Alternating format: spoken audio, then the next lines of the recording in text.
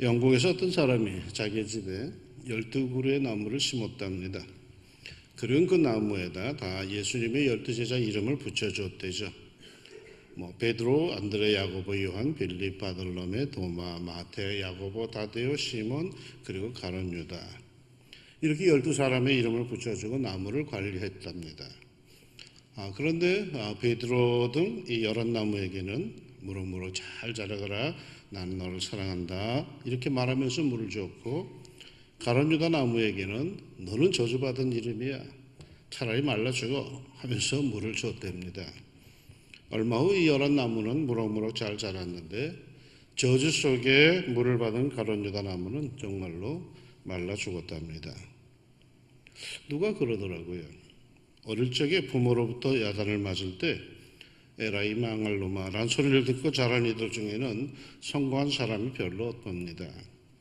부모가 망하라는데 그 누가 성공을 하겠습니까? 저주, 효력이 있는 걸까요?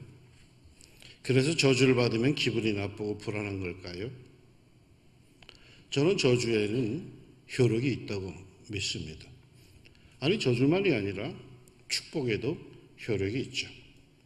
왜 인간은 그토록 축복의 말을 듣기를 원합니까? 왜 그토록 기분 나쁜 저주의 말을 들으면 못 견뎌 합니까?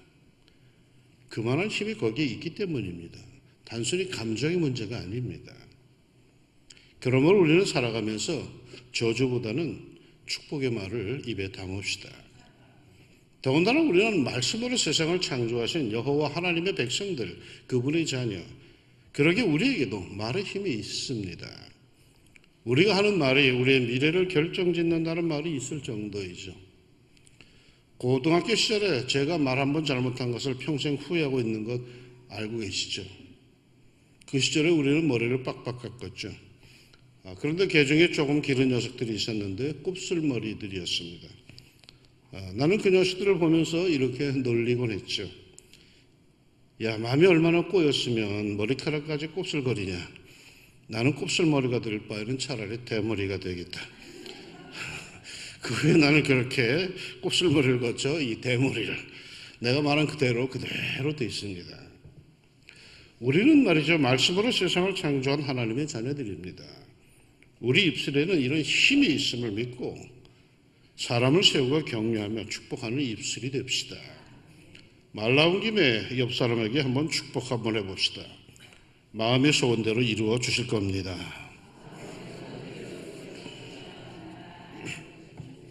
꼭 그리 될 줄로 믿습니다. 그런데 말이죠, 저주에 저주가 임하는데도 끄떡도 없는 사람들이 있더라고요. 심지어 세상에서 절대적이라고 하는 사주팔자가 그렇다고 하는데도 거기에 영향을 전혀 받지 않는 그런 사람들이 있습니다. 이스라엘 백성들이 하나님의 힘으로 애굽에서 나왔습니다. 그리고 광야에서 38년의 세월을 하나님의 훈련소로 보내고 이제 출애굽 40년 만에 파죽지세로 약속의 땅 가나안으로 들어가게 됩니다. 여러 민족, 여러 왕들이 이미 이스라엘의 힘에 무릎을 꿇었고 강하다고 여겨지는 왕들과 나라들이 맥없이 무너져 버렸습니다. 요단강 동쪽에서부터, 지금으로 말하면 요르단 쪽부터 이렇게 밀고 들어오는 이 이스라엘의 행진에 저항을 하던 모든 성읍들이 다 멸망을 당합니다. 이 소문이 가나안 토착민들과 그 주변의 나라들의 두려움과 공포로 쫙 퍼져나갔죠. 한 민족이, 한 종족이 애굽에서부터 가나안으로 올라오는데 무서운 기세로 올라온다는 소문이 쫙 돕니다. 그 중에 모압 왕 발락이라는 사람이 있었습니다. 이 발락은 이제 곧 자기들에게도 이스라엘의 세력이 밀려올 텐데 이를 어떻게 막을 것인가 아주 고민이 됐죠. 궁리를 합니다. 그러다가 그는 아주 독특하게도 이스라엘을 군사력으로 막을 것이 아니라 신의 힘을 빌려서 막아야겠다라고 생각을 합니다. 그래서 그 지역에서 가장 유명한 선지자인 발람을 청하였습니다. 오지 않으려고 하는 선지자 발람을 삼고초려하듯이 많은 재물과 높은 벼슬을 약속하여서 마침내 그를 데리고 왔습니다. 그래서 마침내 모압 왕 발락은 선지자 발람을 시켜서 이스라엘 백성을 저주하게 합니다. 발락은 제대로 깨달은 거죠. 이스라엘 백성은 육적 힘으로 감당하기 어려운 대상이라는 것을, 그래서 유능하다라고 하는 선지자 발람을 청하여서 이스라엘 백성들을 저주하게 한 겁니다. 그 모습이 오늘의 본문인데, 이스라엘을 저주하기 위해서 높은 곳에 올라선 이 발람 선지자, 이스라엘 백성들, 그 넓다른 들판에 쫙 펼쳐져 있는 무수한 이스라엘 백성들을 보면서 그들을 저주하기 위해서 예언을 시작합니다. 그런데 어떤 예언이 나올까요? 8절에 하나님이 저주하지 않으신 자를 내가 어찌 저주하며 여호와께서 꾸짖지 않으신 자를 내가 어찌 꾸짖으라. 결코 하나님께서 저주하지 않은 백성을 자신의 임의로 저주할 수 없음을 선포하고 있습니다. 그러면서 여기에 머무르지 않고 도리어 이스라엘을 축복을 합니다. 내가 바위 위에서 그들을 보며 작은 산에서 그들을 바라보니 이 백성은 홀로 살 것이라. 그를 여러 민족 중에 하나로 여기지 않으리로다. 이스라엘이 하나님의 선민으로서 아주 독특한 민족이 될 것임을 말하고 있는 거죠. 야곱의 티끌을 누가 능히 셀며 이스라엘의 4분의 1을 누가 능히 셀고 나는 의인의 죽음을 죽기 원하며 나의 종말이 그와 같기를 바라노라 하며, 이스라엘 백성들의 수가 셀 수 없을 정도로 번성해 갈 것을 말하고 있는 겁니다. 예전에 하나님께서 아브라함에게 축복하실 때 내 자손이 하늘에 셀 수 없는 무별같이 바닷가의 모래같이 많아지리라 하신 그 축복이 재확인되고 있는 거죠. 그러면서 발람은 자신도 그렇게 이스라엘 백성들처럼 마지막에는 의인으로 죽기를 원한다고까지 그렇게 말하고 있습니다.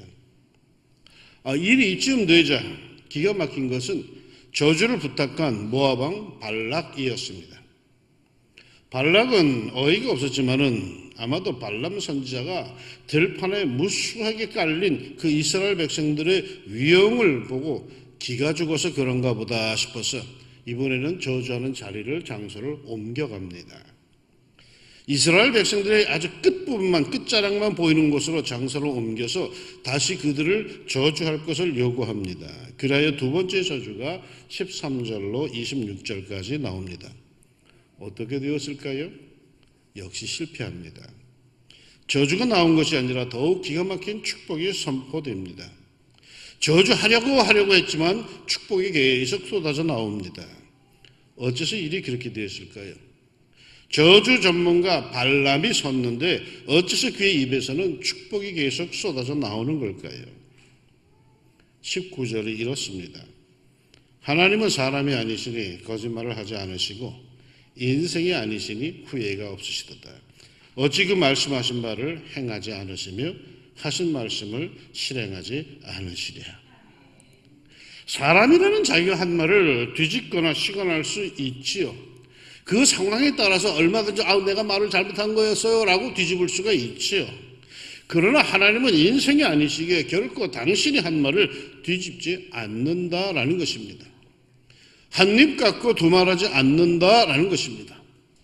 아브라함에게 그 자손들을 축복하겠다고 축복하신 그것 뒤집지 않는다라는 그 뜻입니다. 축복하신 것을 반드시 실행하신다는 말씀이죠. 비록 저주의 전문가가 왔다 할지라도 하나님께서 일단 축복하신 것은 결코 돌이킬 수 없다라고 하는 것입니다.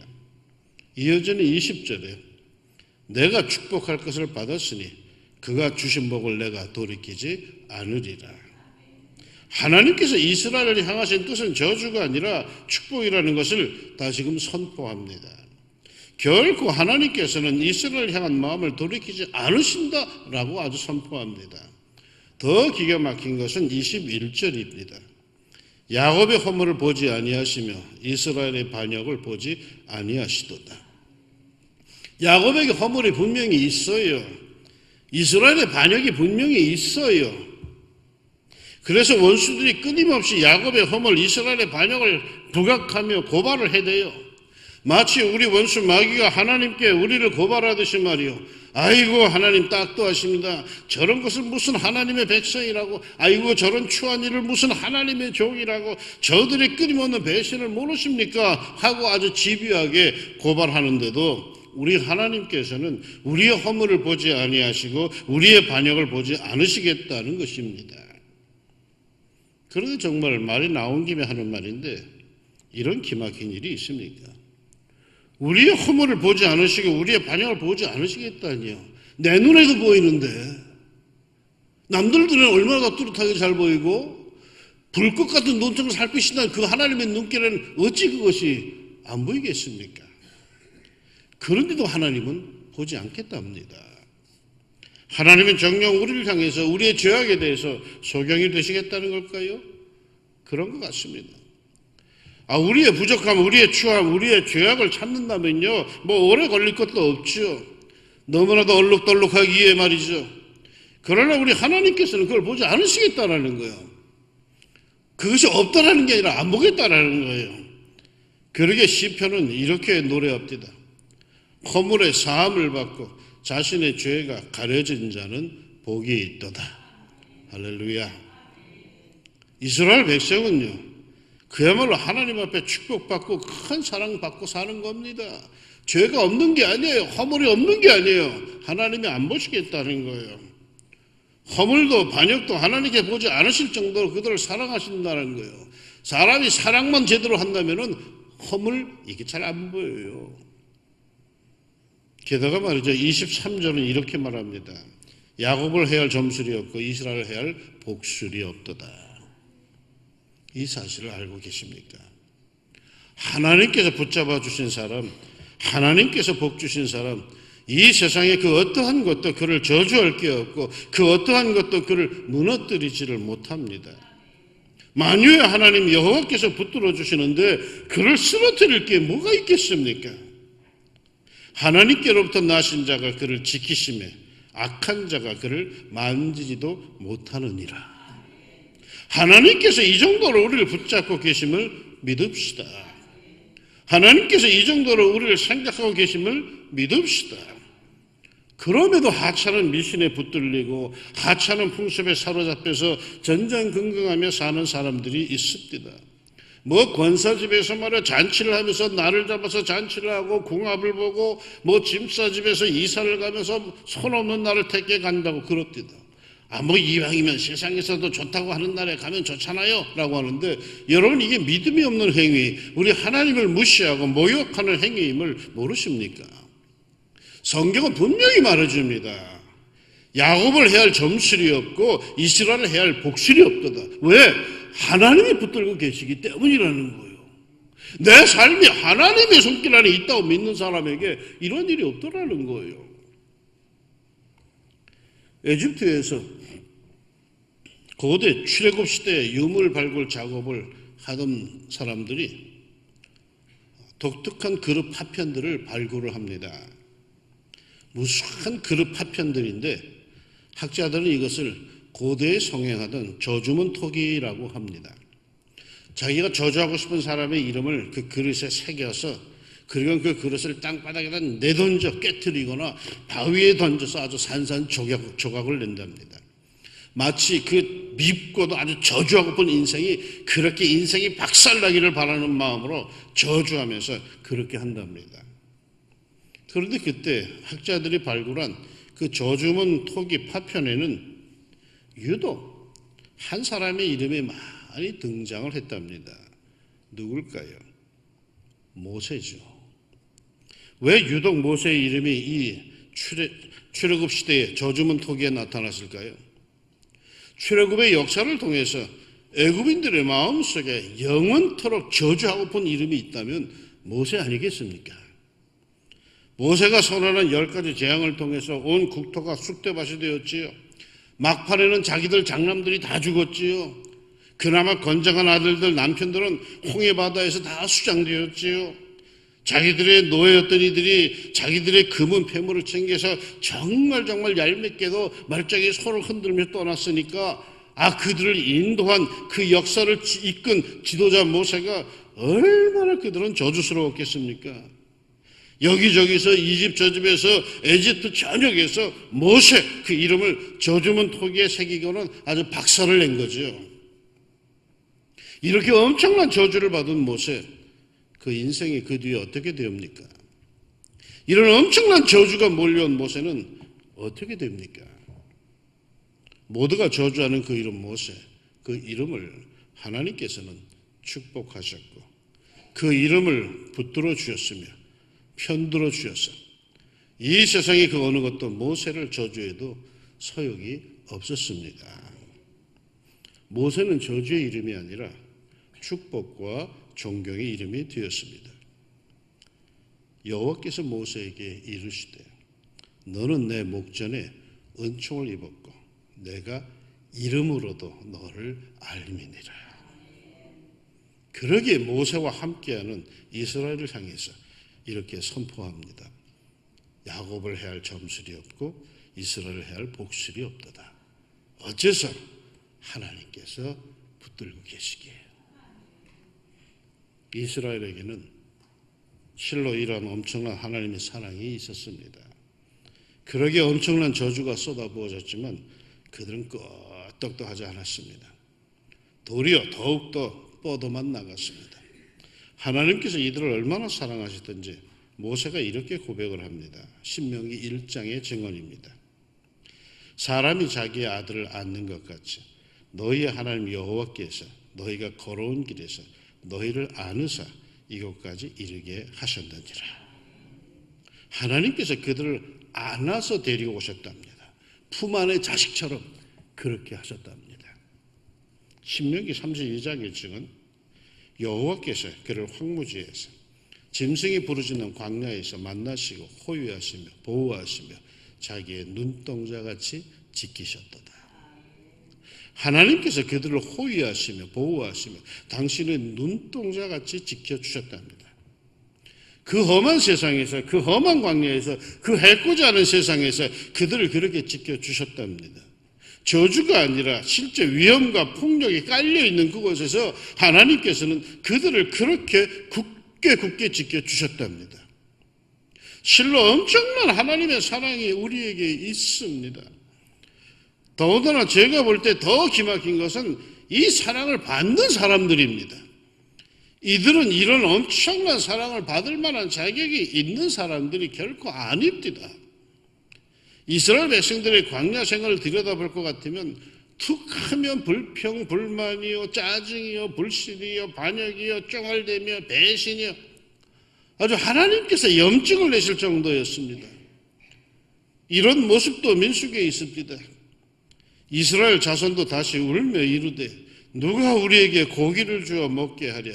우리가 애굽에 있을 때 이런 값없이 생선과 오이와 참외와 부추와 파와 마늘을 먹은 것이 생각나거늘 백성이 온 가족이 각기 자기 장막문에서 우는 것을 모세가 들으니라. 뭐 고기가 먹고프다, 생선이 먹고프다, 참외가 먹고파, 부추, 파, 마늘이 먹고파, 아이고 정력이 딸리는 것 같아. 막 그러면서 이런 게 먹고프다고 온 백성이 자기 대문 앞에 나와가지고 다 울어 제꼈다는 거예요.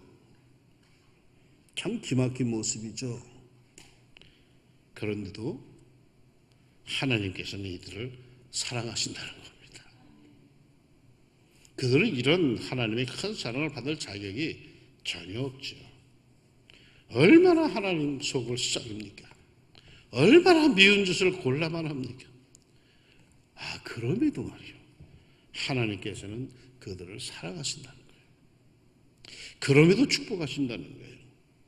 그들이 잘못했을 때 때리기는 하시지만은 그것은 부모가 자식을 야단치는 심정일 뿐이라는 거예요.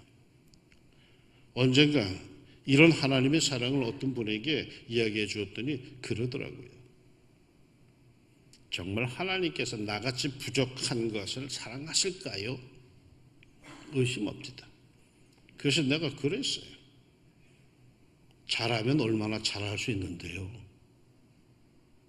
여러분, 어느 정도 잘해야 하나님의 사랑을 받을 자격이 생깁니까? 어느 정도쯤 되어야 당당하게 하나님의 사랑을 운운할 수 있는, 그런 받을 수 있습니까? 욥기 22장 3절에 보면 이런 말씀이 나옵니다. 내가 의로운들 전능자에게 무슨 기쁨이 있겠으며 내 행위가 온전한들 그에게 이익이 되겠느냐? 우리를 사랑하시는 하나님, 그 사랑은 우리의 상상을 초월하는 거예요. 우리는 그냥 받아들이면 다 되는 거예요. 내가 뭐 법을 지켰다고 율법을 준수했다고 어쩌고 저쩌고 했다고 그것 때문에 하나님이 나를 사랑하실 자격이 내가 있다고 웃기는 얘기예요. 그런들 하나님 무슨 상관이 있겠어요. 하나님이 나를 사랑하는 내 상태와 관계가 없는 거예요. 그냥 사랑하시는 거예요. 밀려오는 거예요, 그 사랑을. 그러니까 그 사랑을 나는 받아들이면 되는 거예요. 몇 가지 조항 때문에, 몇 가지 율법 때문에 그 엄청난 하나님의 사랑을 의심하지 맙시다. 로마서도요 이렇게 우리에게 증거하죠. 누가 우리를 그리스도의 사랑에서 끊으리요. 다른 어떤 피조물이라도 우리를 우리 주 그리스도 예수 안에 있는 하나님의 사랑에서 끊을 수 없으리라. 그래서 모세는 마침내 이렇게 고백을 해요. 이스라엘이여 너는 행복한 사람이로다. 여호와의 구원을 너같이 얻은 백성이 누구냐. 세상이 볼 때 이해 못하겠다는 거예요. 너 같은 것이 어떻게 그 하나님의 사랑을 받았는지 이해가 안 된다는 게 참 기가 막힌다는 거예요. 그 정도로 하나님의 큰 사랑이 우리에게 임하였습니다. 우리에게 있습니다. 우리나라 사람들이 힘들고 괴로울 때 제일 많이 내뱉는 말이 있죠. 아이고 죽겠네. 아이고 죽겠네. 우린 죽겠네를 입에 달고 산다고 어렸을 때 어른들로부터 얘기 들었어요. 그런데 왜 이렇게 툭 하면 죽겠네, 죽겠네 하고 말하는지 아시죠? 누군가 그러더라고요. 죽겠네, 죽겠네는 죽게 있네, 죽게 있네 이런 뜻입니다. 그래요. 아이고 죽겠네, 주님께 있어요. 나는 죽고 해답은 주님께 있어요. 이 모든 어려움을 벗어나는 길, 이 두려움을 극복하는 길, 이 험하고 거친 광야 생활에서 벗어나는 길, 두려운 거대한 상대를 이기는 길, 그 모든 해결책은 나한테 있잖아요. 주님께 있어요. 그리고 감사한 것은 그 주님이 나를 사랑하신대요. 끔찍히 사랑하신대요. 이 사랑을 믿읍시다. 그 누구가 저주를 해도, 그 누구가 욕을 해도, 그 누구가 험담을 해도 우리 하나님의 사랑을 듬뿍 받고 사는 우리들 그리스도인들은 뻗어나갈 겁니다. 이 백성이 암사자같이 일어나고 수사자같이 일어나서 움킨 것을 먹으며 죽인 피를 마시기 전에는 눕지 아니하리로다. 야곱을 해할 점술이 없고 이스라엘 해할 복술이 없도다. 이때 야곱과 이스라엘에 대해 논할진대 하나님께서 행하신 일이 어찌 이리 크냐 하리로다. 이토록 크신 하나님의 사랑 믿고 고백하는 이가 행복합니다. 자신에게 임한 하나님의 큰 사랑을 이렇게 고백하며 나아가는 모든 죄 백성들에게 그 믿음대로 모든 것이 이루어지기를 주님의 이름으로 축원합니다. 기도합시다.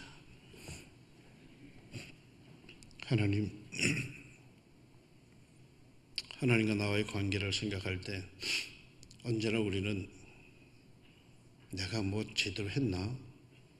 내가 법을 잘 지켰나? 내가 신앙생활 잘했나? 이런 것을 우리는 자꾸 점검하게 되죠. 그런데 성경은 아니야, 그게 아니야. 하나님이 너를 사랑하신대. 그리고 너는 그걸 받아들이기만 하면 돼. 믿음으로 받아. 이렇게 말씀하시는데 그 큰 사랑을 우리가 아직도 의심하고 있는 사람들이 참 많습니다. 하나님께 내 삶을 붙들고 계심을 확신하고 나가게 하여 주옵소서. 내 눈앞에 어떤 일이 펼쳐진다 할지라도 하나님께서 나를 붙들고 계심을 믿게 하여 주시사 어떠한 것 야곱을 해야 할 점술이 없고 이스라엘을 해야 할 복술이 없도다 하시는 이 말씀대로 하나님이 나를 축복하시고 나를 붙드신 이상 내 삶에 형통함이 있음을 믿게 하여 주옵소서. 그리하여 담대하게 하나님의 자녀답게 살게 하여 주시사 하나님께 영광이고 하나님의 그 큰 사랑이 더욱더 넘쳐나는 복된 우리들의 삶이 되게 하여 주옵소서. 예수님의 이름으로 기도합니다. 아멘.